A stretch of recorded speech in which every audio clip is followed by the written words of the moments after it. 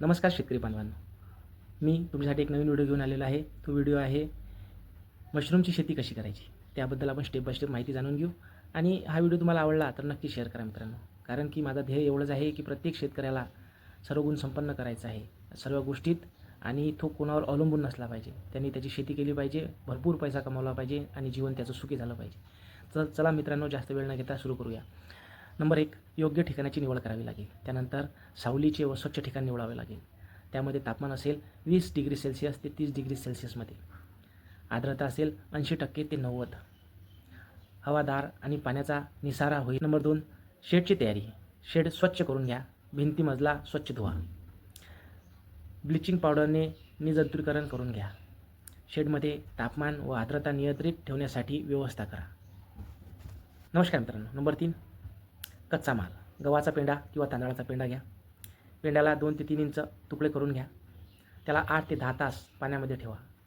पिशवीची तयारी करा. पॉलिथिन पिशवी 12x24 इंच एवढी घ्यावी. तळाशी छोटे छिद्र करून घ्यावे. ओलसर पेंडा पिशवीत भरा. प्रत्येक थरावर मशरूमचं बीज टाका. पिशवी पूर्णपणे बंद करून ठेवून द्या. मित्रांनो, स्पॉन बीज टाकणे. प्रत्येक 10 किलो पेंड्यासाठी 50 ग्रॅम बीजचा वापर करा. थर देताना बीज समान प्रमाणात टाका. शेवटचा थर पेंड्याचा असला पाहिजे. नंबर 6 मित्रांनो, बुरशी वाढवणे. पिशव्या अंधारात ठेवा.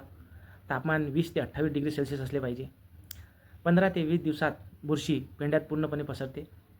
पिशवी पांढरी दिसू लागली की पुढील टप्प्यात सुरुवात करावी. 7, प्रोटीनची तयारी. पिशवीवरील तोंड उघडा. पिशवीत एक्स आकाराची चीर मारा. तापमान 18 सेल्सिअस ते 24 सेल्सिअस ठेवा.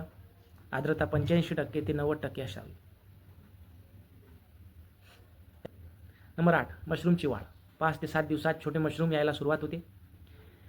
नियमित पाण्याची फवारणी करा. मशरूम पूर्णपणे वाढल्यानंतर त्याला हलक्या हाताने काढा. स्वच्छ ठिकाणी ठेवा आणि एका पिशवीतून 2 ते 3 वेळा उत्पादन मिळते. त्यानंतर मित्रांनो, उत्पादन व साठवण. ताजे मशरूम स्वच्छ करून वापरा. फ्रीजमध्ये 2 सेल्सिअस ते 4 सेल्सिअस तापमानामध्ये 3 ते 5 दिवसात ते टिकवता येते.